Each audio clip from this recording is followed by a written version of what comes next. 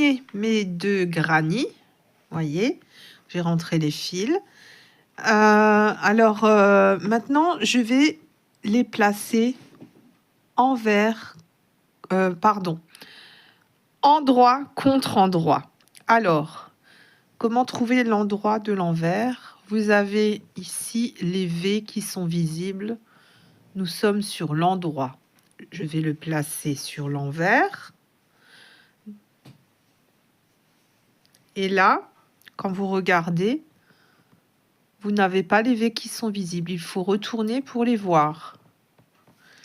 Ici, nous avons les V qui sont visibles. J'ai donc ici l'endroit. Ici, l'endroit. Voilà, je les place endroit contre endroit. L'envers face à moi. Voilà. Oula. Je viens maintenant, pour les assembler, reprendre le fil blanc que j'avais utilisé pour faire le dernier rang. Et je vais assembler donc le côté, le bas, l'autre côté et laisser le haut ouvert. Donc ici, on va laisser ouvert. Hein. Alors, on va s'introduire dans la première maille du côté. Là, vous avez 2 mailles en l'air. Nous, on va s'introduire dans la deuxième. Celle qui est sur la gauche, qui est donc plus proche de notre côté. Celle qui est sur la droite correspond au haut. On la laisse. Je vais m'introduire ensuite dans la maille en l'air de ce côté. Donc toujours celle qui est le plus à gauche, le plus proche du côté. Voilà. Ensuite, je viens prendre mon fil blanc. Je mets le côté le plus court vers la droite, le côté qui est rattaché à la pelote vers la gauche. Je fais une boucle et je passe la boucle sous les 2 mailles en l'air. Et je viens faire une maille en l'air pour fixer mon fil.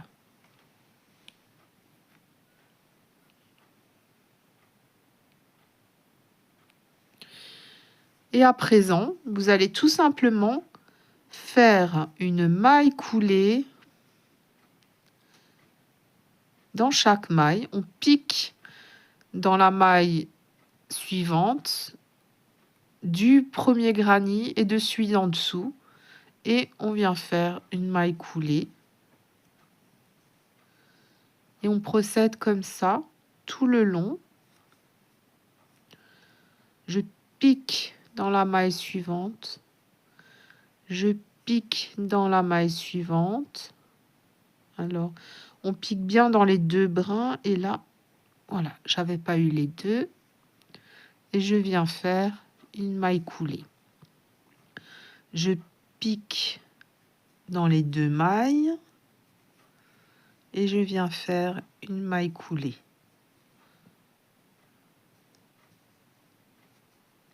Donc, vous faites des mailles coulées sur chaque maille en piquant bien dans les 2 mailles qui sont situées l'une en face de l'autre. Et ça vous donne une couture complètement invisible. Hein. Vous faites tout ce côté, le bas, l'autre côté, et on se retrouve à la fin. Voilà, donc j'ai terminé d'assembler en maille coulée mes 2 côtés et le fond du sac. J'ai rentré les fils et je vais le retourner.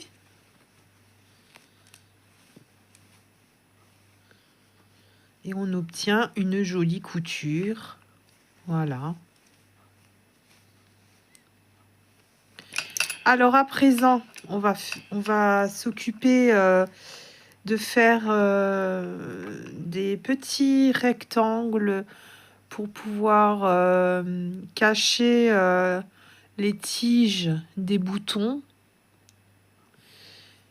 Et on va les coudre ensuite au milieu, en haut, au milieu, pour avoir une fermeture aimantée. Donc voilà, oui, ce sont des boutons aimantés, hein, voilà.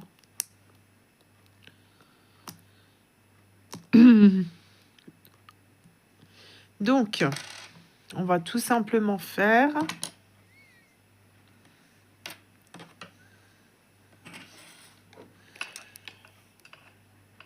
une chaînette de 4 mailles en l'air. Donc, je fais un nœud coulant, 4 mailles en l'air.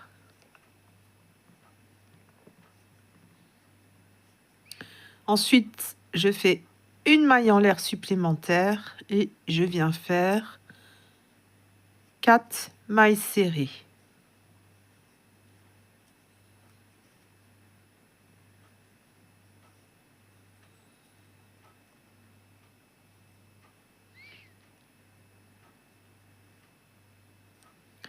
J'ai terminé mon premier rang.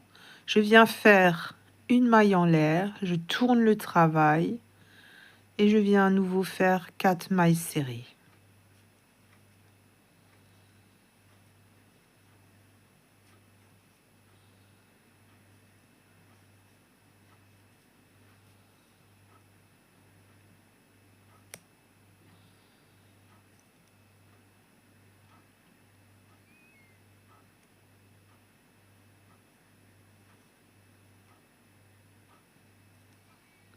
Voilà. Je fais une maille en l'air et j'attaque le troisième rang. Je fais 4 mailles serrées.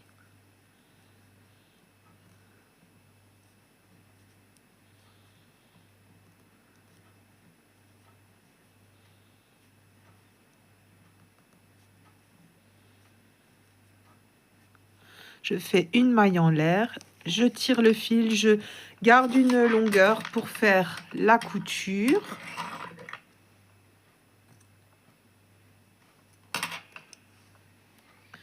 Voilà. Ensuite, je rentre le fil de départ.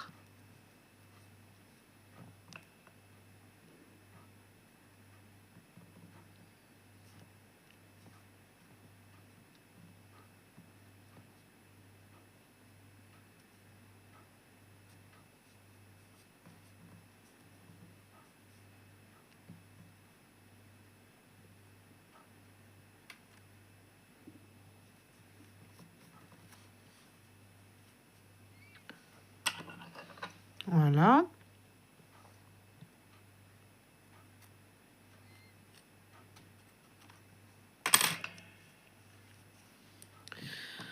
Je viens placer mon bouton aimanté au milieu.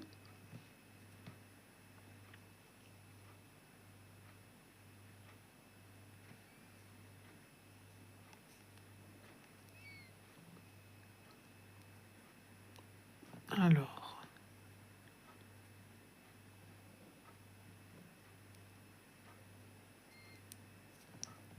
oula.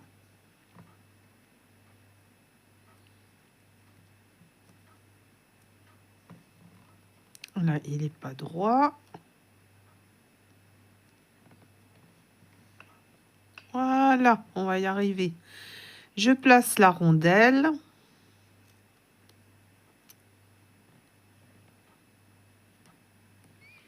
Et je viens refermer les tiges.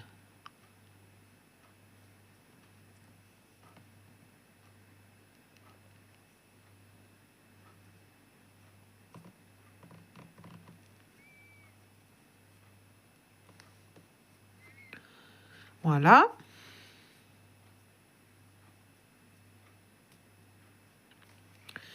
Et puis, on vient tout simplement rechercher le milieu du sac, enfin, du haut du sac. Alors moi, là, je le replacerai à l'envers.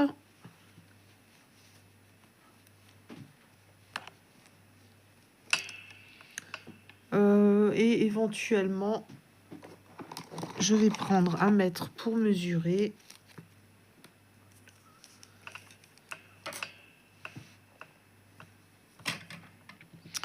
Donc c'est à 10 cm, c'est ici. Voilà. Et je viens le fixer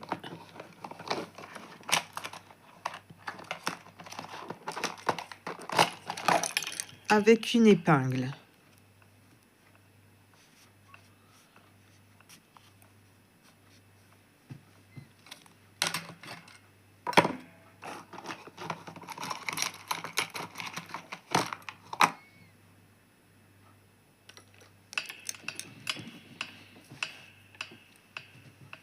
Et ensuite, vous venez tout simplement coudre tout autour du carré, enfin du rectangle.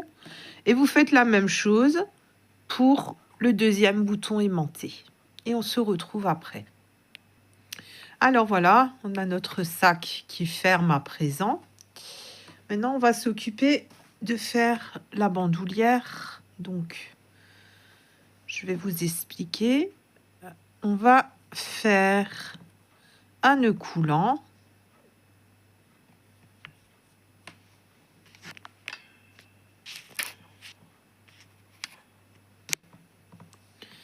Deux mailles en l'air. On vient ensuite faire une maille serrée dans la première maille en l'air, juste ici.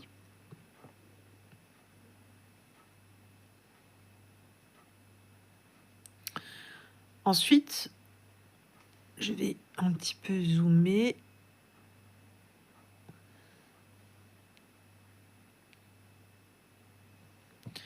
Donc ensuite, on vient tourner comme ceci. Et on se retrouve ici avec un brin. Donc c'est la seule fois où vous n'aurez qu'un brin. Par après, vous en aurez deux. On vient piquer dans ce brin.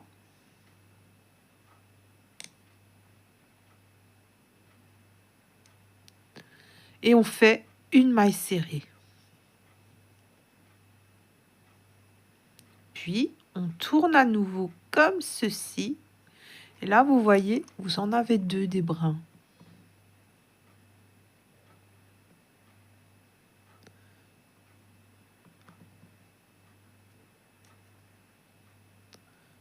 Deux brins. Donc, on pique dedans et on vient refaire une maille serrée.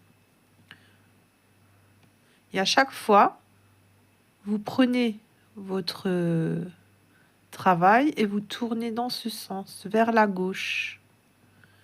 Et là, vous avez à nouveau deux brins. On fait une maille serrée.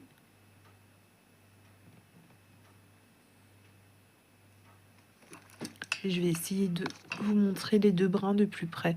Donc vous êtes là, vous venez de faire votre maille serrée et vous prenez votre bandoulière et vous la tournez comme ceci vers la gauche. Et vous avez vos deux mailles serrées juste ici.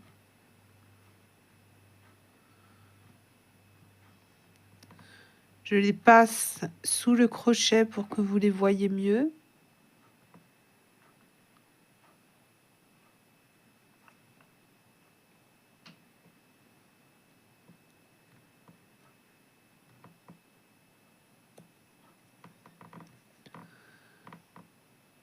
Voilà, deux brins qui sont comme ceci. Donc là, du coup, vous les distinguerez mieux. Normalement, pas évident de vous faire voir. Voilà. Et donc ensuite, vous procédez toujours de la même manière. Vous piquez dans les deux brins quand vous avez tourné. Vous faites une maille serrée. Demi-tour sur la gauche. On recherche les deux brins, on pique dedans. Je ne sais pas si vous les distinguez là. Voilà.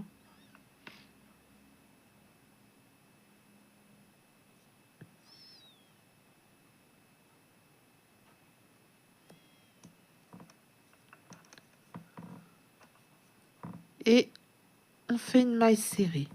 Alors, si vraiment cette façon de faire est trop compliquée pour vous, vous pouvez éventuellement faire un long rectangle fin, enfin fin ou pas forcément fin, un long rectangle de la largeur que vous désirez pour votre bandoulière. Alors, si, il faudrait qu'il soit fin parce qu'il faudrait que vous puissiez le crocheter sur le côté là. Donc, il faudrait que vous mesuriez. Et voilà, c'est aussi une possibilité. Voilà, donc on se retrouve à la fin de la bandoulière pour voir comment la fixer sur notre travail. Alors, une fois la bandoulière terminée, je rentre les fils et je viens mesurer ici sur le côté 5 centimètres.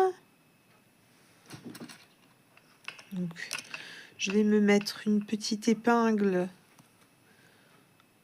Oula, j'ai perdu mon repère. Voilà, une petite épingle que je place au bon endroit.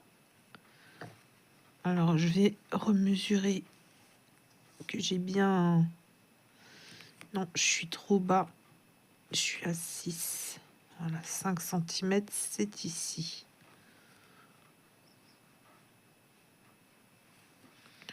Voilà.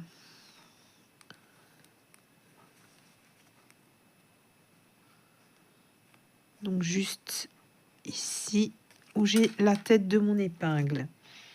Et je vais venir emprisonner ma bandoulière sur ces 5 centimètres. Donc, je prends une bonne quantité de fil. Vaut mieux en prendre trop que pas assez, hein, pour le coup.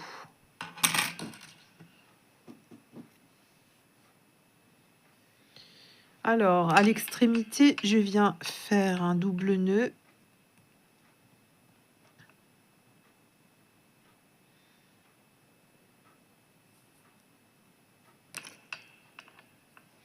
Voire même un triple nœud, hein.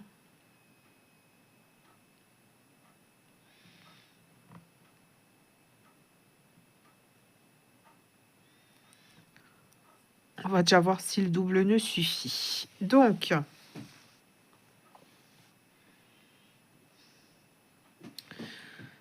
j'enfile mon aiguille et je viens piquer sous ma bandoulière pour cacher le nœud.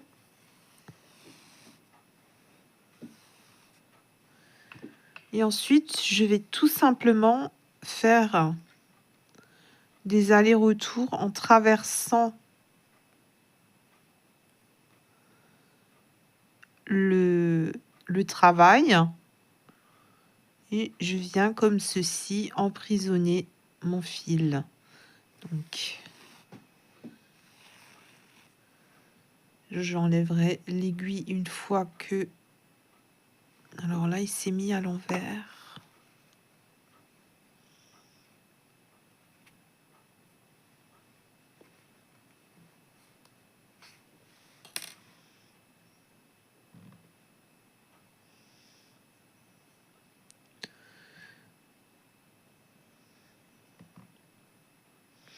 Donc, s'il le faut, on replace bien le nœud en dessous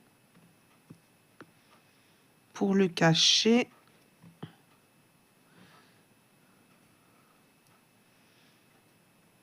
Je vais repasser encore une fois pour bien fixer le départ.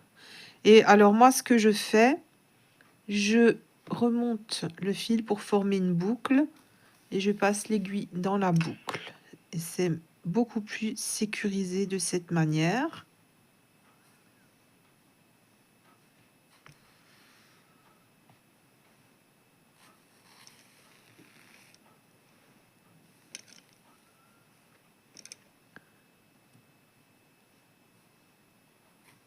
Voilà.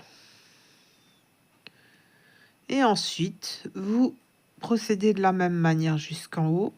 Je passe derrière le tissu. je place le fil au-dessus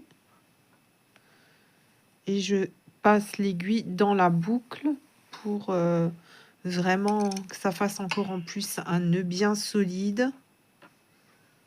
Bon, je sais pas si c'est une technique officielle, c'est celle que je me suis trouvée.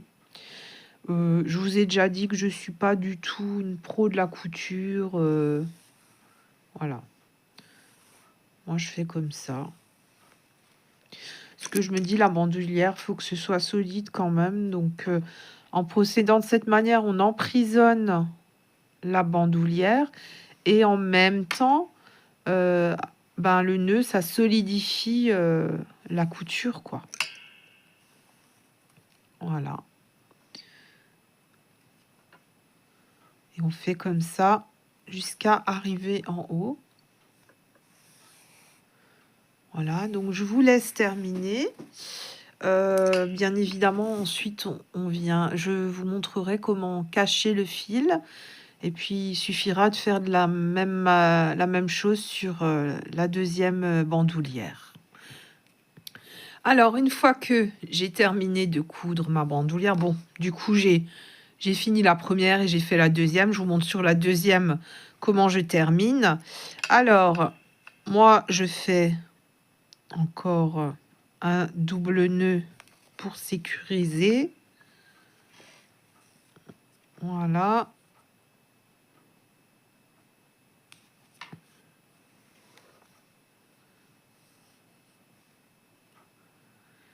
J'ai l'aiguille qui est sortie.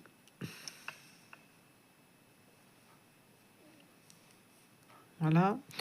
Et ensuite, je viens enfiler mon aiguille le long de tous les allers-retours que j'ai fait là, sous les boucles que ça forme.